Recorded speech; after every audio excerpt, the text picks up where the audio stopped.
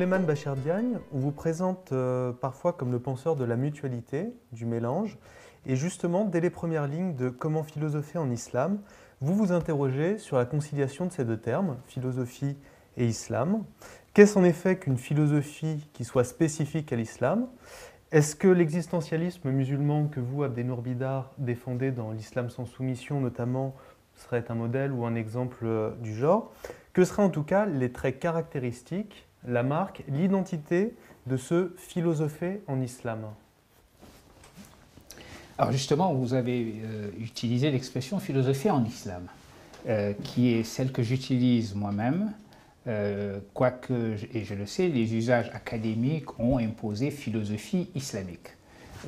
Parce que ça ne va pas de soi d'accoler un adjectif à philosophie islamique, philosophie chrétienne, philosophie juive, ou alors philosophie africaine, philosophie française, etc. Ça pose toujours un certain nombre de problèmes, raison pour laquelle j'insiste sur philosophie en islam. Et dans le cas d'espèce aussi, c'est une manière d'indiquer qu'une certaine tradition de pensée, une certaine tradition critique grecque a été à un moment donné appropriée par le monde de l'islam et tout en restant elle-même, c'est toujours, on reconnaît Platon, on reconnaît Aristote, on reconnaît le néoplatonisme, mais en étant, pour ainsi dire, colorée aux couleurs du monde islamique dans lequel cette philosophie s'était retrouvée. Donc c'est la raison pour laquelle je préfère dire philosopher en islam pour cette double raison. D'abord, l'activité philosophique doit être reconnaissable, me semble-t-il, quelle que soit la culture ou l'univers mental dans lequel on s'inscrit, sans pour autant parler d'une philosophie éternelle, d'une philosophie a perennis, mais il faut que l'activité philosophique soit considérée comme distincte, comme une activité critique, une activité qui interroge, même si c'est dans un cadre religieux. Et par ailleurs, encore une fois, l'activité philosophique en question a été d'abord héritée du monde grec, appropriée par le monde islamique. Maintenant, pour ce qui est de l'islam à proprement parler, il faut bien voir que ce livre écrit dans le contexte actuel, nous vivons un contexte où le bruit que fait l'islam semble davantage être lié à des choses plus irrationnelles, évidemment. Et donc l'association philosophique et islam ressemble aux yeux de beaucoup à un oxymore. Il y avait donc aussi cet aspect des choses dans la démarche qui a présidé, qui a fait que l'expression philosophie en islam m'a semblé également préférable. J'ajoute un dernier point pour répondre à votre question. Il est important de se rendre compte que cette appropriation de la philosophie grecque par le monde de l'islam n'a pas été sans poser des problèmes aux savants traditionnels qui étaient les juristes, les commentateurs du Coran, etc. Bref, tous ceux qui s'estimaient être les gardiens de la vraie tradition islamique, des sciences religieuses liées au monde de l'islam. Et par conséquent, ils ont regardé avec suspicion cette sagesse étrangère qui semblait s'incorporer à leur insu d'une certaine façon, mais également contre leur propre tradition, au monde de l'islam. Il y a eu cette méfiance-là devant une sagesse qui semblait être une sagesse païenne. Et ce sont les juristes et les théologiens les plus rationalistes, le courant dit mu'tazilite, qui ont finalement été un peu le cheval de Troie pour l'entrée de la philosophie dans le monde de l'islam. Donc la tendance la plus rationaliste de la théologie islamique est celle qui a, pour ainsi dire, servi de porte d'entrée à la philosophie grecque dans le monde de l'islam. Et Abdenour Bidar, vous-même, comment est-ce que vous articulez rationalisme et religion, philosophie et islam dans vos propres travaux? Alors, je l'articule d'une façon qui est très proche de la façon dont Souleymane Bachir Diagne vient de le dire et l'explicite dans son livre. La première chose à laquelle je voudrais réagir au sujet de ce qui vient d'être dit, c'est que le travail que vient de faire Souleymane Bachir Diagne avec ce Comment philosopher en islam est dans le contexte qu'il a évoqué, je dirais, de nécessité publique. Hein. C'est-à-dire qu'effectivement, l'islam aujourd'hui ne donne pas majoritairement l'image d'une religion qui est capable de réfléchir de façon rationnelle et de façon libre sur elle-même. Alors ça ne veut pas dire qu'il n'en est pas capable du tout, ça ne veut pas dire qu'il n'y a pas des musulmans qui se servent de leur raison. Non, bien entendu. Hein. Gardons-nous des excès de généralisation. Néanmoins, nous sommes dans un contexte où je crois qu'il est urgent de rappeler à tous que la foi islamique peut tout à fait, et elle en a fait la preuve historiquement, être compatible avec une réflexion libre, c'est-à-dire une réflexion qui est émancipée du dogme, qui est libérée du littéralisme, etc., etc. C'est le premier point. Alors sur le second point, et donc au sujet de cette qualification même de philosophie islamique ou de philosophie de l'islam, je dirais qu'il y a une première distinction à faire. Il y a du côté de cette philosophie de l'islam quelque chose qui est caractéristique de la façon de philosopher en islam, et il y a en même temps quelque chose qui est universel, c'est-à-dire qu'on retrouve dans toutes les philosophies du monde, ou dans toutes les cultures qui ont développé une activité philosophique, et qu'on peut énoncer de façon très très simple, exercice de la raison, travail d'argumentation, élucidation rationnelle d'un certain nombre de significations, culture de l'esprit critique, tout ça placé sous les auspices de ce que Souleymane Bachir Diagne a appelé le penser librement, hein, la capacité et le droit affirmé de penser librement. Ça, c'est pour l'universel. Ensuite, il y a du spécifique. Alors, ce spécifique, Souleymane Bachir Diagne vient d'en donner déjà une première caractérisation à travers cet héritage d'un certain nombre de savoirs qui venaient des Grecs. Hein.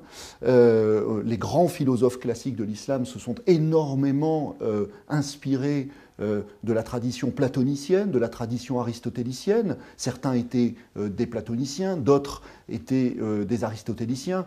Du côté des aristotéliciens, nous savons tous quel est l'usage d'Aristote, qui a été fait par Averroès et qui a été transmis ensuite, notamment à Thomas d'Aquin, hein, qui, lorsqu'il parle d'Aristote et d'Averroès, dit le philosophe et le commentateur. Bon. Alors ça, c'est Souleymane Bachir Diagne y a déjà insisté. La chose sur laquelle je voudrais insister à mon tour est que l'acte de philosopher en islam est une réponse à une injonction coranique. C'est-à-dire que, et c'est intéressant de le souligner d'emblée, parce que ça montre à quel point le fait de philosopher n'est pas exogène, n'est pas exotique, n'est pas étranger à l'univers matriciel de la culture islamique, puisque la matrice fondamentale de l'islam, le texte de référence, c'est le Coran. Eh bien, le Coran, continuellement, c'est véritablement un de ses leitmotifs fondamentaux, s'adresse aux hommes, dit le Coran, doués d'intelligence, à ceux qui réfléchissent, à ceux qui méditent, à ceux qui sont capables de discernement, à ceux qui sont capables de réflexion. Et continuellement, le Coran propose notamment une chose à la méditation de l'intelligence et donc à l'activité philosophique qui est le spectacle de l'univers. Le spectacle de l'univers présenté de façon assez classique comme un ordre, comme un macrocosme sur lequel le microcosme humain, avec lequel le microcosme humain, le microcosme de la cité humaine, le microcosme de la nature humaine ou de l'intériorité humaine est en correspondance. Donc il s'agit de se rendre vigilant et de se mettre à l'écoute et de se mettre à la réflexion sur tout ce que le spectacle de l'univers peut nous délivrer en fait de ce que le Coran appelle des signes, c'est-à-dire un certain nombre d'indices sur lesquels l'intelligence doit s'exercer. Et notamment, il y a un point, ça c'est vraiment, j'invite tout le monde à lire le Coran justement comme quelque chose qui s'offre à l'intelligence, il y a quelque chose qui est absolument extraordinaire, c'est de voir que, en particulier, il y a un point dans le spectacle de l'univers sur lequel le Coran attire l'attention du lecteur. C'est la puissance créatrice qui y est à l'œuvre. C'est-à-dire que, véritablement, il y a là quelque chose. Jacques Berck, un grand spécialiste de l'islam, a cherché toute sa vie durant ce qu'il appelait un kérigme dans le Coran, c'est-à-dire vraiment une clé, un point d'entrée fondamental. Là, je crois qu'il y a quelque chose de cet ordre-là. C'est-à-dire qu'il y a dans si vous voulez, presque cette obsession coranique à attirer l'intelligence sur le mystère de la puissance créatrice qui est à l'œuvre dans l'univers, il y a là, je dirais, la plus belle, la plus noble, la plus profonde des injonctions à philosopher. Alors vous remarquez tous deux dans vos travaux que beaucoup de questions sont posées effectivement par le Coran et se posent aussi dans le monde musulman. Par exemple, à la mort du prophète Mahomet, la question de la succession, qui sera énormément débattue. Vous insistez aussi sur la question du plus apte à gouverner, qui est une question classique de philosophie politique. La question aussi de la liberté, est-ce que je suis libre d'agir ou est-ce que je suis agi par Dieu quand je choisis ou je décide de faire telle ou telle chose. Je me demandais quelles ont été les grandes réponses philosophiques qui ont pu être avancées par des penseurs musulmans et quelles ont pu être en face des réponses qui seraient proprement religieuses et non philosophiques, justement, peut-être pour éclaircir la différence entre les deux types de démarches. Alors, je parlais justement tout à l'heure des écoles théologiques. Il faut bien voir la situation. Jusqu'en 632, qui est la date de la mort du prophète de l'islam, eh bien, le prophète était là et donnait les réponses aux différentes questions qui pouvaient être soulevées dans la communauté. Et au moment de sa disparition, il y a un désarroi total dans la communauté, d'abord dû à sa mort simplement. Il y avait un attachement incroyable de tous les musulmans, de cette première communauté qu'il avait formée à sa personne, mais également, c'était, semblait-il, la disparition de la possibilité d'avoir des réponses chaque fois qu'on avait des questions qui se posaient. Et donc, il est intéressant d'ailleurs, en relation avec ce que nous venons de dire du rationalisme et de l'exigence d'utiliser sa raison, de voir que lorsque la question de la succession s'est posée, même sur son lit de mort, l'un des compagnons du prophète, Omar, qui allait ensuite être le deuxième calife, le deuxième remplaçant du prophète après le premier qui a été Abou Bakr, celui-ci avait dit devant le désarroi de la communauté, avait insisté sur le fait que finalement les choses se passeraient bien puisque, disait-il, nous recevons de lui en héritage et le livre de Dieu, le Coran, dont Abdenour disait tout à l'heure à juste raison à quel point il organise l'univers mental musulman. Nous avons donc le livre de Dieu et nous avons son exemple, l'exemple dont on peut s'inspirer. On peut se poser la question, qu'aurait-il fait dans des circonstances autres?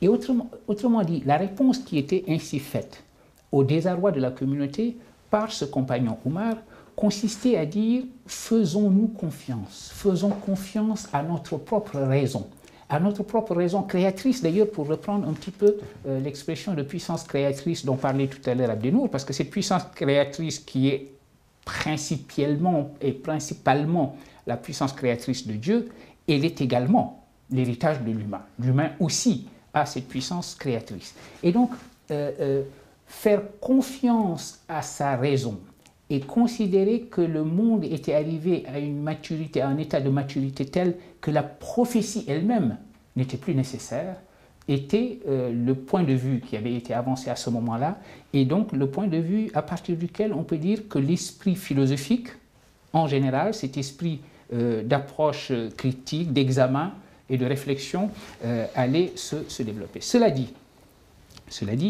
le texte était là, et il fallait bien s'accommoder maintenant de l'intelligence humaine que nous pouvions en avoir, en l'absence d'une autorité qui dirait comment le recevoir ou comment l'entendre. Et les principales questions ont été les suivantes, qui étaient liées d'ailleurs à la situation politique, de conflits des compagnons autour de la question qui doit gouverner, qui est apte à gouverner, qui doit succéder à la tête de la communauté. Est-ce que l'humain est libre d'agir comme il agit, ou bien est-ce qu'il est le jouet, au fond, de Dieu? On voit bien quel est l'enjeu dans ce cas-là. Si je suis libre d'agir comme je l'entends, c'est d'une certaine façon que je limite la puissance de Dieu, qui doit être la cause ultime de tout.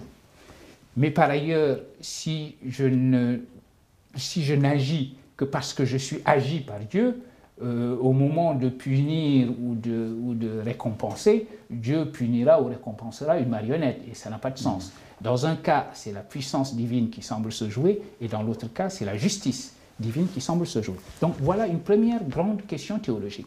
Deuxième grande question théologique. On parlait tout à l'heure de la centralité du Coran.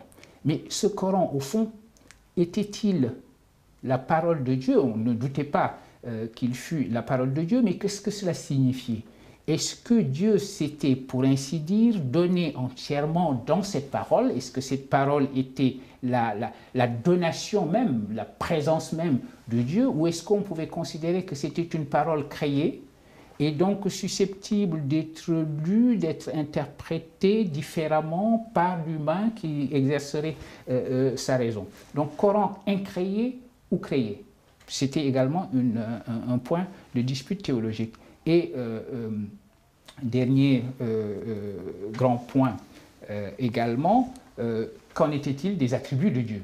Parce que le Coran, comme la Bible d'ailleurs, présente Dieu sous un certain nombre de noms. Et ces noms sont des noms qui sont souvent anthropomorphiques. Quand je dis que Dieu entend et voit, il n'entend pas comme j'entends, il ne voit pas comme je vois. Ou même alors parler de la face de Dieu ou de la main de Dieu, ou décrire Dieu en train de s'asseoir sur son trône, comme ça n'est quand même pas de la manière dont moi je m'assois sur ma chaise. Donc, qu'en est-il de ces attributs? Sont-ils liés à l'essence de Dieu? Sont-ils des manières de parler de lui? Est-ce que la meilleure manière de parler de Dieu ne serait pas une manière, dans la démarche de la théologie négative, de dire tout ce qu'il n'est pas, plutôt que de dire ce qu'il est et qui le trahit nécessairement? Voilà trois grandes questions sur lesquelles vous pouviez avoir l'attitude ou la plus littéraliste, celle qui consiste à dire pour l'essentiel, écoutez, ne nous interrogeons pas plus avant, prenons les choses telles qu'elles sont dites littéralement, sans poser la question du comment. Et une attitude rationaliste qui consiste à dire, mais non, nous avons la possibilité d'apporter réponse à ces questions-là. Évidemment, il faut insister sur la liberté humaine, parce que c'est celle qui donne sens à l'idée de justice, et c'est celle qui donne sens à la création même de l'humain et à la puissance dont l'humain est porteur, et qui dirait également, pour cette raison, les attributs ne tiennent pas à l'essence de Dieu, ce sont des manières de parler, l'essence est enfermée en elle-même, dans son unicité et dans son caractère unique, et par ailleurs, donc, le Coran lui-même est parole divine créée. Et la relation que nous devons avoir au texte, c'est la relation que nous aurions à un texte qui a été créé, et donc qui est ouvert à nos interprétations. Voilà une position rationaliste qui va définir une école de théologie particulière, les Mu'tazilites on les appelle, et alors que l'attitude la plus littéraliste va définir l'acharisme. Disons que ce sont les deux grandes écoles de théologie. Et pour revenir à la question de la philosophie, comme je le disais d'abord, il est intéressant de voir que le mu'tazilisme, la théologie rationnelle, celle qui apportait les réponses rationalistes aux trois grandes questions qui se posaient, a été la théologie qui a, pour ainsi dire, présidé à une sorte de réception officielle de la philosophie grecque. Parce que quand les califes abbassides qui ont créé un centre de traduction de la philosophie grecque ont été au pouvoir, ces califes-là étaient théologiquement des mu'tazilites. Donc ce serait une articulation entre rationalisme et, peut-on dire, misologie, ou rationalisme et rejet de la spéculation sous toutes ses formes?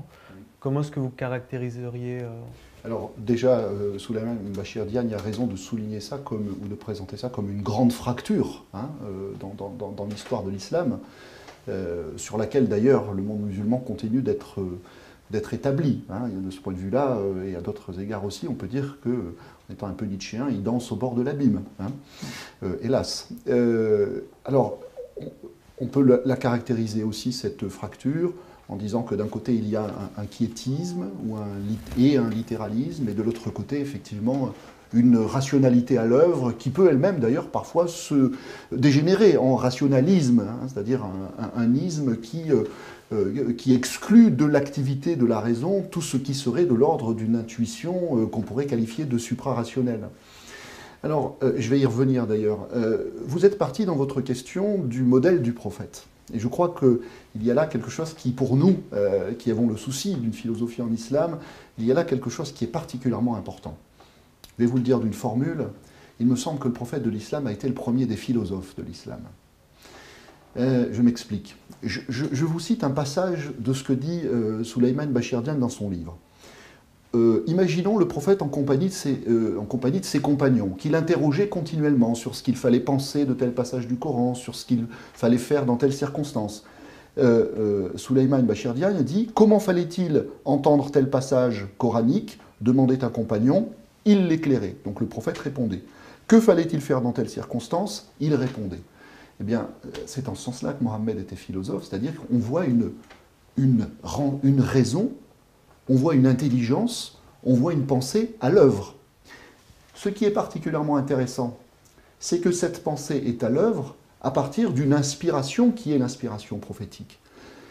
En tant que philosophe, je trouve que c'est intéressant parce que j'ai l'impression que se trouve noué dans la personne, ou le personnage, si on veut considérer qu'il y a là quelque chose qui est un peu mythifié, dans la personne de Mohammed, ce qui se trouve incarné, personnifié, et ce dont on a l'archétype, c'est l'archétype d'une intelligence complète qui sait à la fois justement s'appuyer sur ce que j'ai appelé une intuition suprarationnelle, dont la matière chez lui va être le Coran. Est-ce que cette inspiration est de nature complètement humaine? Est-ce qu'elle est divine? Quelle est la part de Mohammed ou de Mahomet donc, dans l'élaboration du Coran? Est-ce qu'il a été simplement un réceptacle passif? Est-ce que l'intelligence humaine passive, comme le disaient les philosophes classiques de l'islam, a été illuminée d'en haut par une intelligence active qui serait de nature divine ou qui serait de nature angélique? Donc il y a là matière à s'interroger sur ce qui s'est passé dans l'intériorité de Mohammed et sur la nature de son inspiration fondamentale. Et puis cette inspiration fondamentale est travaillée par l'intériorité, en l'occurrence par la raison, qui est une faculté, alors sans la rendre totalement instrumentale, mais qui est une faculté d'élucidation, de mise en forme, communicable. Hein, là, on voit comment cette raison est engagée dans un dialogue. Hein, donc là, on a, si vous voulez, les deux grandes fonctions de la raison, élucidation, communication, qui est très important. Et je dirais qu'à partir de ce modèle prophétique, c'est-à-dire de ce modèle du prophète qui philosophe sur la base d'une inspiration fondamentale, eh bien, il y a eu, dans l'histoire de l'islam, deux grands choix, et on revient à cette fracture qu'on évoquait. C'est-à-dire que lorsque, il y a eu, si vous voulez, deux façons d'imiter le prophète. Il y a eu une façon qui était une façon que je qualifierais de philosophique, et une façon qui était, et que je qualifierais, de religieuse. Qu'est-ce que c'est que la façon religieuse? La façon religieuse, c'est celle qui choisit le littéralisme de la réponse du prophète.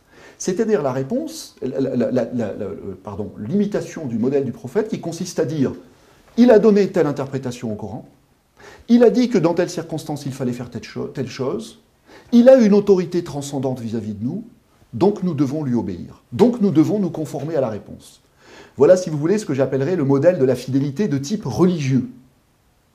Mais il y a une autre compréhension possible de l'imitation du prophète et de la fidélité au prophète, qui consiste à s'attacher davantage à l'acte qui a été le sien, plutôt qu'à la réponse qu'il a donnée. En l'occurrence, il avait en face de lui, c'est-à-dire en face de son intelligence, tel verset du Coran, tel passage coranique. Il était dans sa vie personnelle et dans son parcours personnel plongé avec nous, les compagnons, dans telle circonstance. Eh bien, à ce moment-là, comme le phronimos d'Aristote, eh bien, il s'est demandé comment agir. Et il a agi en homme avisé, qui est capable, dans le flux du devenir, de ne pas se laisser emporter et de trouver une façon d'insérer son action dans le cours du monde. Bon. Eh bien, ça, c'est, si vous voulez, ce que j'appelle la façon philosophique de s'inspirer du prophète. Et je crois qu'elle a une vertu. Et je vais exprimer cette vertu en me servant du sous-titre d'un autre ouvrage de Souleymane Bachir Diagne, un ouvrage sur Mohamed Iqbal, grand philosophe que nous aimons beaucoup tous les deux, et qui était sous-titré l'islam entre la fidélité et le mouvement. L'islam entre la fidélité et le mouvement. Et je crois que la vertu de cette imitation philosophique du prophète prophète et philosophe, est qu'elle concilie justement la fidélité et le mouvement. Elle est fidélité au sens où, comme lui, dans un certain nombre de circonstances, et face à un certain nombre de versets du Coran, ou face à tout autre texte qui sollicite notre intelligence, eh bien, nous avons justement cette capacité à être en acte, hein, et donc à essayer de produire de l'intelligibilité. Et puis, face à une circonstance qui nous mobilise, eh bien, là aussi, faisons comme lui, c'est-à-dire exerçons notre intelligence, demandons-nous quels sont les bons moyens pour agir, demandons-nous selon quelle finalité nous voulons agir, etc., etc. Et là, nous avons justement une conciliation, parce qu'en même temps, on est fidèle à la façon d'être et de faire du prophète, et en même temps, on est dans le mouvement. Parce que justement, on ne se réfère pas à une réponse qui aurait déjà été donnée et qui serait devenue comme telle anhistorique, hein, et comme telle dépassée, puisqu'au contraire, eh bien, nous sommes capables d'élaborer ici et maintenant quelque chose qui a valeur de réponse à la situation, qu'elle soit théorique ou pratique, qui nous sollicite. Et ce qui est intéressant, et qui va, je dirais, compléter ce qu'on disait déjà au départ, avec peut-être même l'idée d'un fil rouge dans notre conversation, est que ce à quoi ce modèle prophétique appelle le musulman, donc il l'appelle être philosophe, hein, sans contradiction avec la sacralité qu'il accorde au texte coranique, mais dans une relation libre au texte, dans une relation libre au modèle, hein, eh bien, c'est qu'il l'appelle en réalité à faire preuve, ou à faire acte, plus que preuve, de sa raison créatrice. De sa raison créatrice, ou de son intelligence créatrice. Et c'est dans ce sens-là qu'il n'y a pas conflit entre le divin et l'humain, ou entre ce que, en tant que musulman, chaque individu peut faire et le modèle que le prophète a donné. En réalité, il y a une rencontre dans la capacité à produire de l'intelligibilité.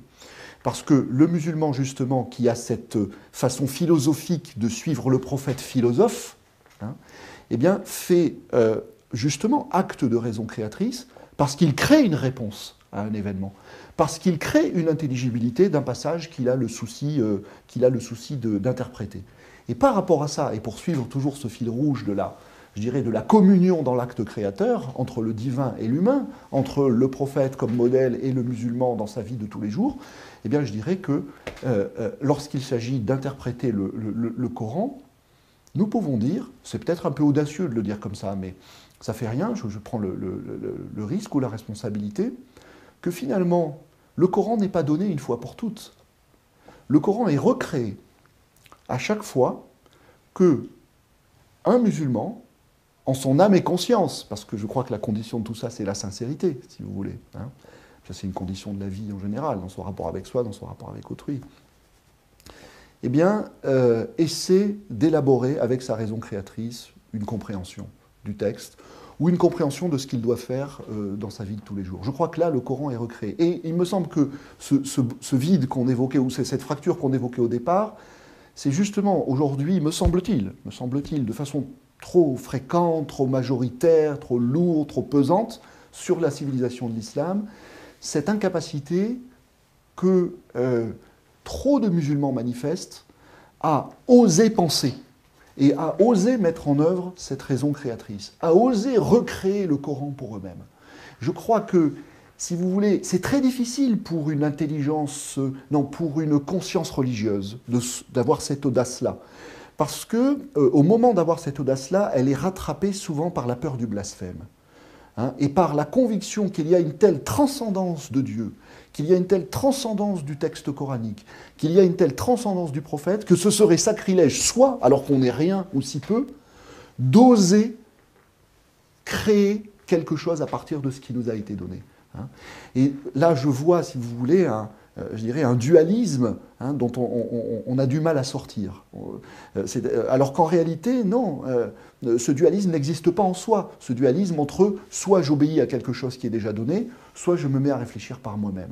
Je crois que, dans le sens qui a été indiqué tout à l'heure, la fidélité et le mouvement, eh bien, on peut tout à fait concilier une attitude qui est une attitude d'immense respect pour Dieu, d'immense respect pour le prophète, d'immense respect pour le Coran, qui aille de pair avec eh bien, à la fois l'audace et la responsabilité de s'emparer par soi-même d'un certain nombre de significations, encore une fois, théoriques et pratiques qui ont été données par le prophète. Et d'ailleurs, le prophète lui-même suggérait cette mise en activité par chacun de sa propre raison, de sa propre intelligence, en disant régulièrement, écoutez, attention, parce que si vous m'interrogez, je vous réponds.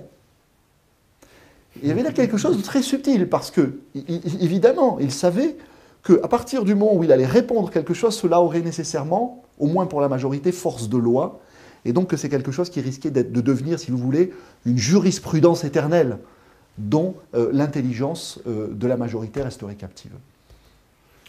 Et alors, ce qui est intéressant, me semble-t-il, dans votre livre, entre autres, c'est qu'on voit que cette alternative, justement, cette fracture, elle court sur des siècles.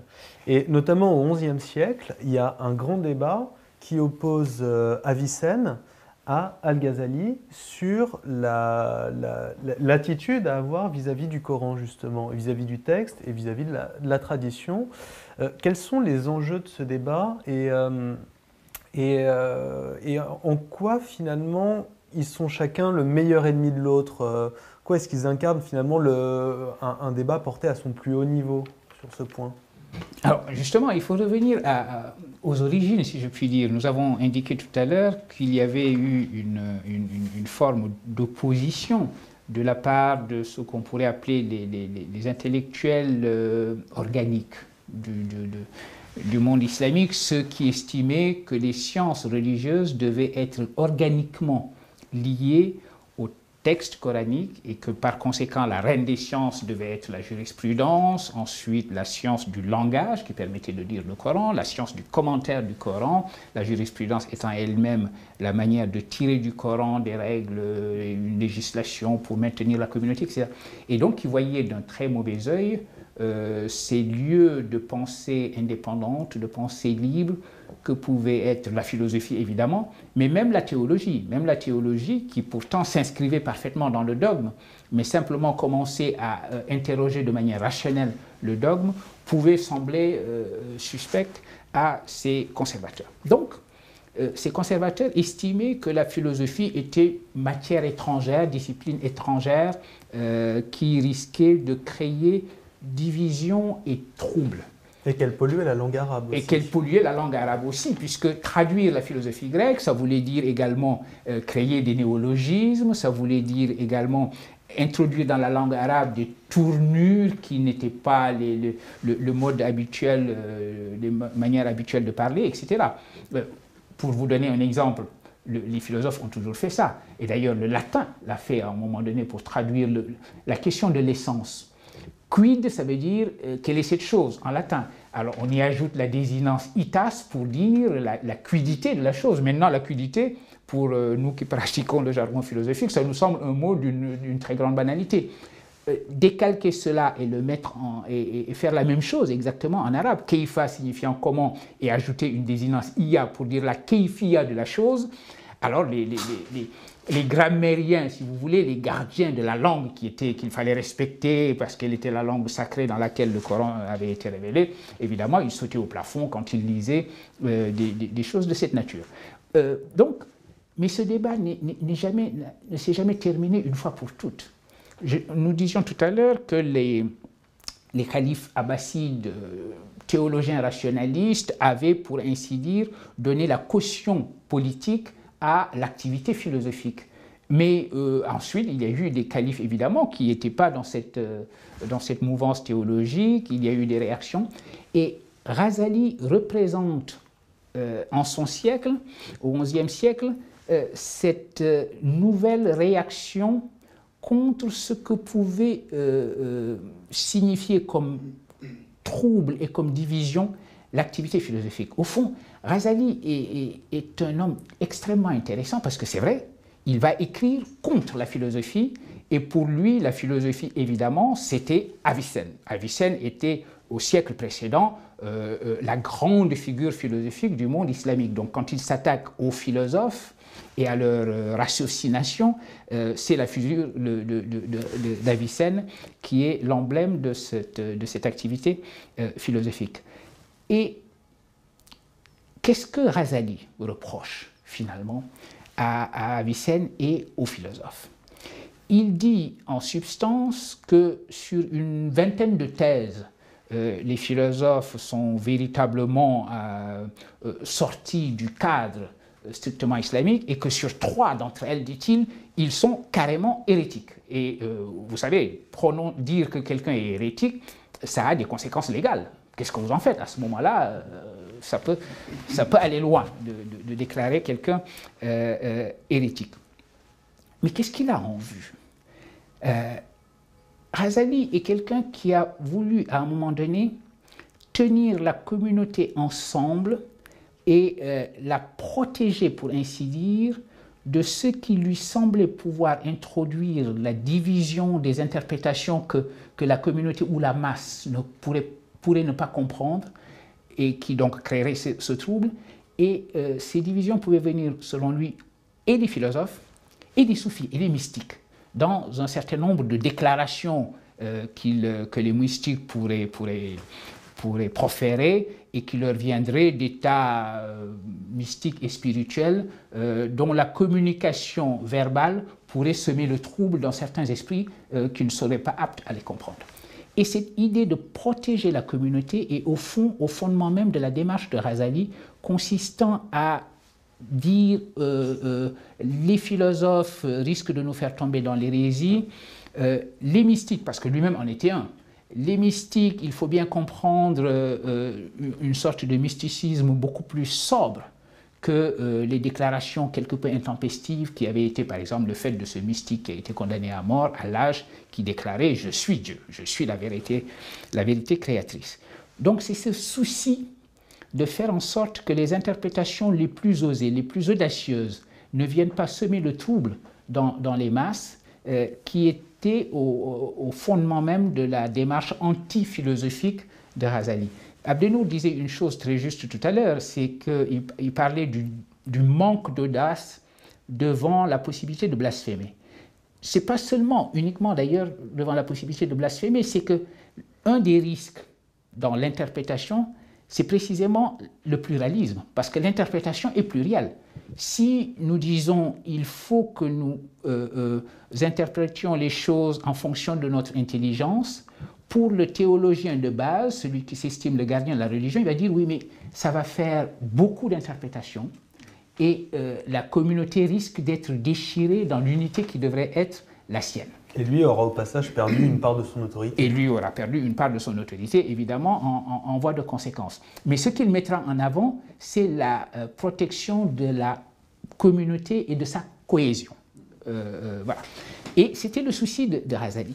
Il n'empêche, et c'est en cela que je disais que Razali présente 2 visages, il n'empêche qu'il est probablement le plus philosophe des philosophes du monde islamique. D'abord, sa démarche elle-même a consisté à prendre appui sur sa raison, à interroger de manière tout à fait libre ce qui avait été les croyances les plus reçues jusque-là. Ça veut dire une démarche à la Descartes, où effectivement on révoque tout en doute et on se demande qu'est-ce qui tient.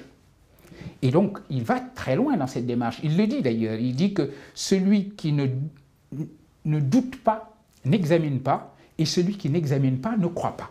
Il faut donc douter, et cela fait partie de la démarche de la foi, que de remettre en question les choses dans lesquelles, justement, on a foi. On ne peut pas imaginer des démarches philosophiques plus modernes. Le texte de Razali, auquel je fais allusion ici, a été souvent d'ailleurs rapproché du texte de Descartes, ou des confessions de saint Augustin. Certains ont traduit ce texte d'ailleurs sous le titre « Les confessions ». Par ailleurs, dans ses autres écrits, un écrit comme le Tabernacle des Lumières, il s'installe de manière tout à fait naturelle dans le vocabulaire néoplatonicien pour exprimer les idées à la fois rationnelles et mystiques qui sont les siennes. Cela veut dire donc que la langue de la philosophie est sa langue. Mais par ailleurs, son souci de théologien, parce qu'il faut se rappeler aussi qu'il avait des responsabilités, je dirais, politiques. Il avait été nommé au poste qui était le sien de professeur titulaire de la chaire à la Nizamiya de Bagdad, à l'université, disons, de Bagdad, pour parler vite. Il était le job description, la description de ses responsabilités, c'était de défendre une certaine théologie acharite, sunnite, contre d'autres interprétations de l'islam.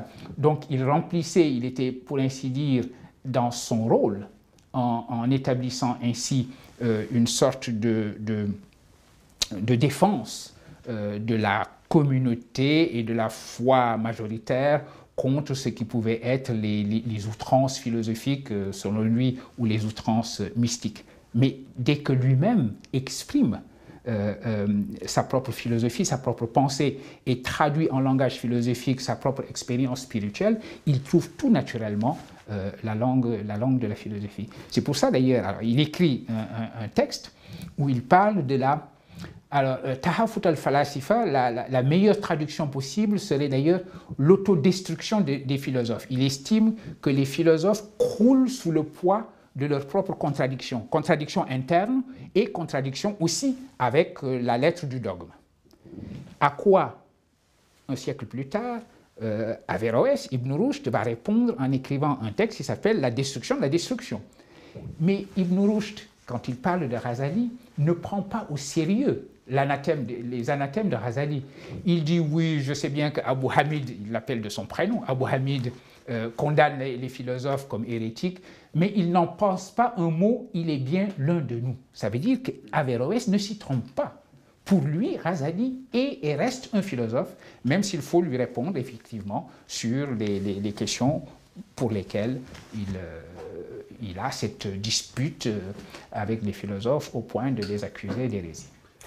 Il me semble que ça pose une question de fond qui est, quand on est religieux finalement, quand on est croyant, quand on est confronté à des concepts abstraits comme Dieu, comme la liberté, peut-on ne pas philosopher? Est-ce que même être dans une fidélité presque aveugle à la lettre, ce n'est pas déjà avoir fait un choix philosophique, littéraliste, dans le cadre d'une opposition avec d'autres modes d'interprétation? Comment ne pas philosopher? Votre question est tout à fait alors excellente et nécessaire. Comment ne pas philosopher quand on a, pardon, je le dis d'une façon un peu brutale, quand on a Dieu en face de soi? C'est le plus bel objet philosophique qui soit. Hein. Et à la limite, je dirais qu'il existe ou pas, c'est-à-dire qu'il soit considéré par les uns comme un simple idéal de la raison ou par les autres comme un être objectif.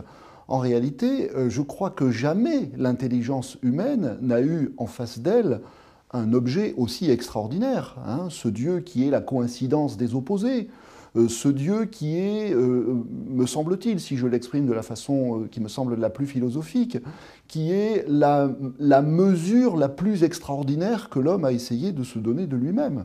Hein, quand Protagoras parle de l'homme mesure, c'est d'abord l'homme qui, à travers les objets qu'il se donne, essaie de se mesurer et essaie de trouver quelque chose qui soit à sa mesure et qui lui donne sa propre mesure. Eh bien, je crois qu'il n'y a pour l'intelligence humaine que la démesure de Dieu qui soit à la mesure de la compréhension qu'il essaye de prendre de lui-même.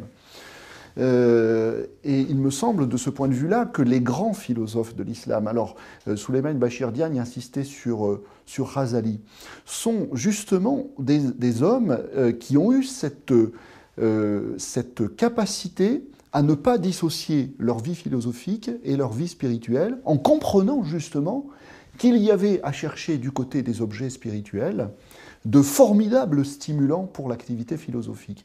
Et pour l'activité philosophique, oui.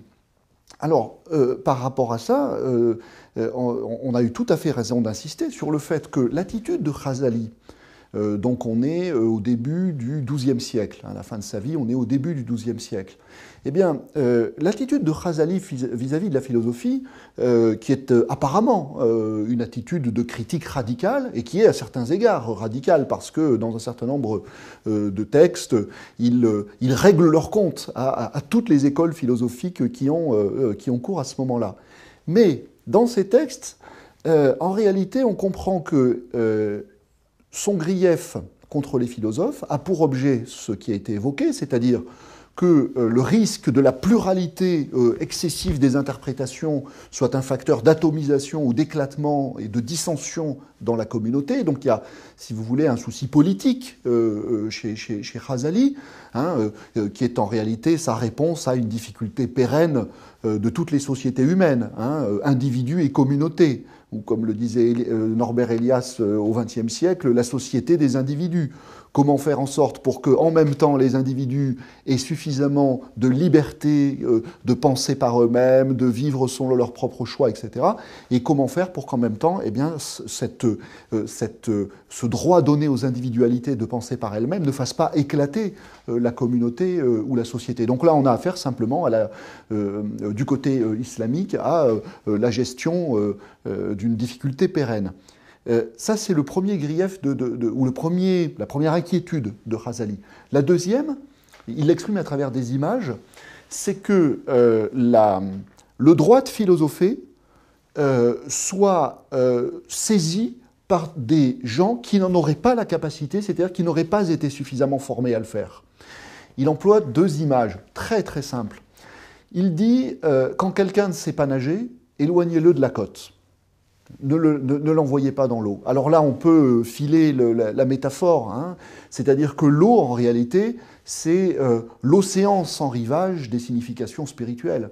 On a là affaire à une mer de mystère qui est tellement énorme et qui est tellement profonde qu'inévitablement, l'individu qui ne sera pas éduqué à penser, eh bien, a toutes les chances de couler à pic. Et puis la deuxième image qu'il utilise, il dit éloignez l'enfant du serpent. Et en revanche, le charmeur de serpent, lui, ne craint rien. Et en réalité, le charmeur de serpent, c'est le philosophe. Alors, c'est intéressant de réfléchir comme ça. Ça voudrait dire que le serpent, c'est la raison. On pourrait penser ça. C'est-à-dire qu'en réalité, ici, ce que ça signifie, c'est que le maniement de la raison est quelque chose qui peut se retourner contre l'individu, qui peut empoisonner l'individu s'il n'est pas maître de cet usage de la raison.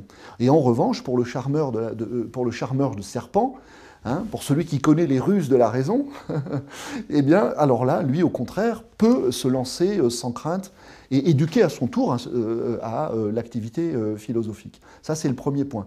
Et puis le deuxième point, qui est donc toujours, si vous voulez, destiné à nous donner le cadre de cette réflexion sur la philosophie en islam, je dirais que c'est la prise en compte du fait que toujours, dans cette histoire, il y a eu au moins 4 parties en présence.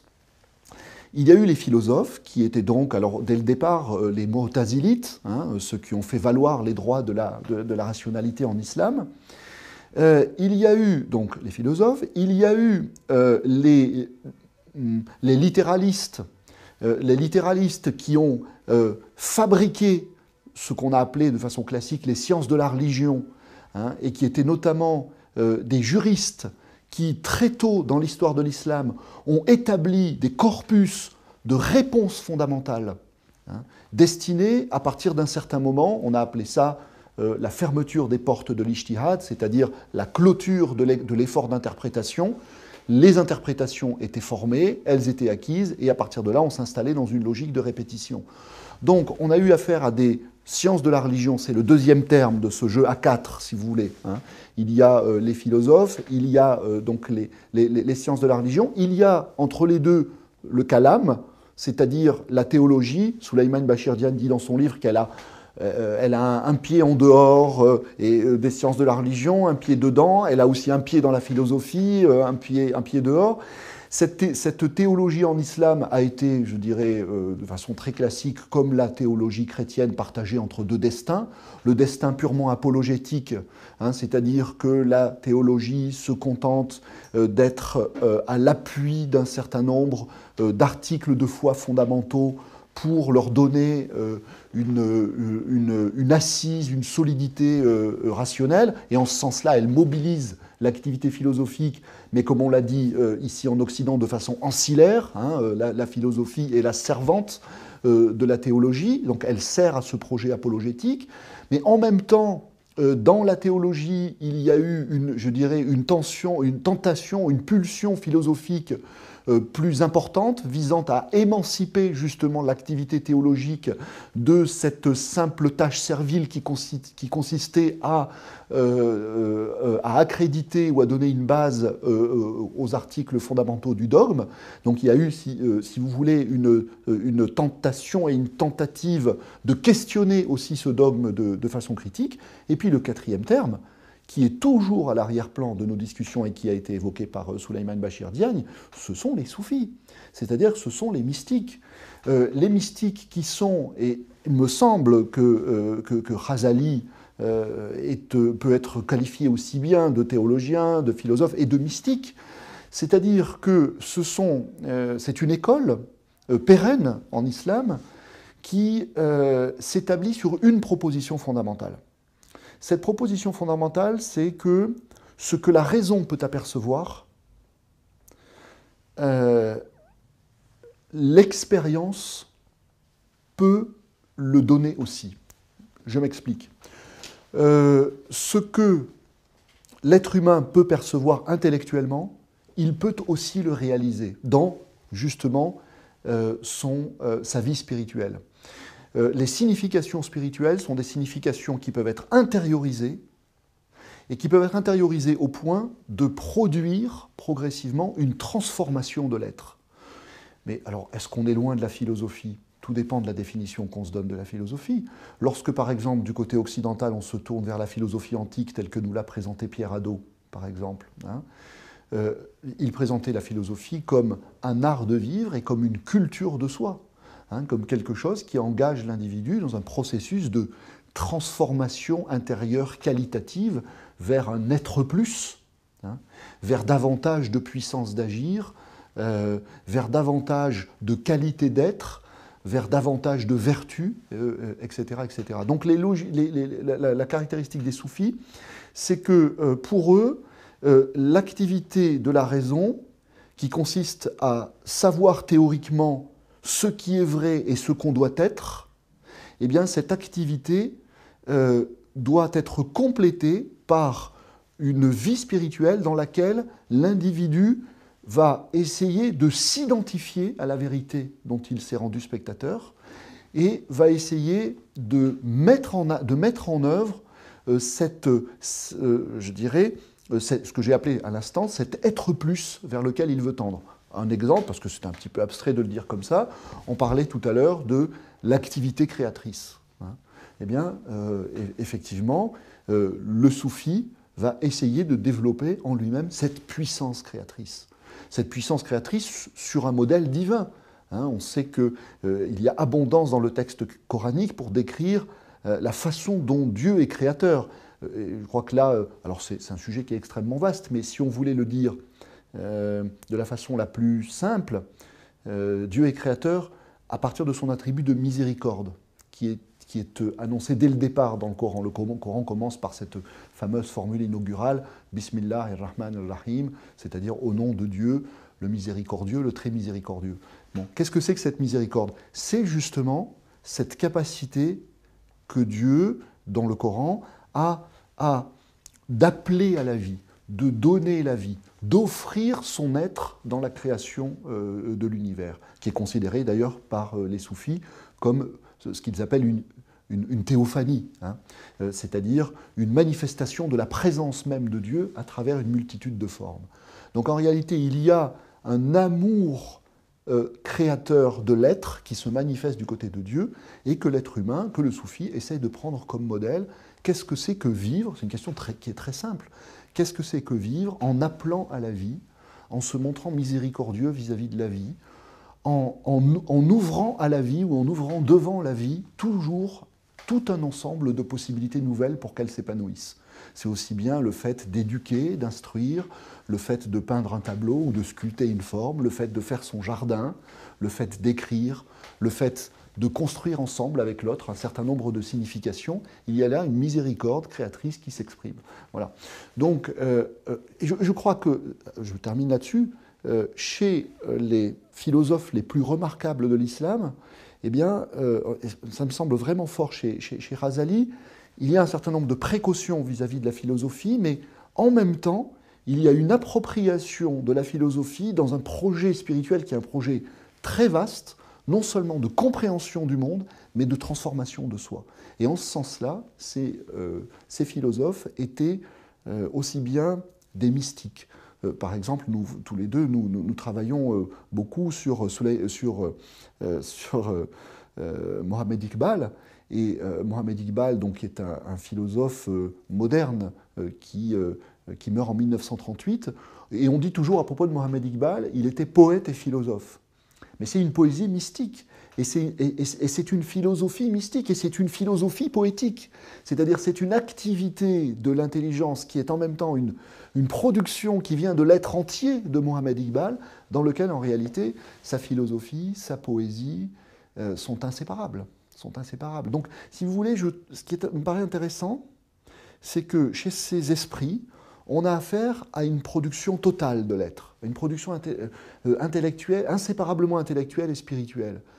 Ce sont des hommes, des hommes rationnels, mais ce sont des hommes qui investissent aussi dans leur vie intellectuelle toute une part profonde qui vient de leur être entier, engagé dans un acte créateur.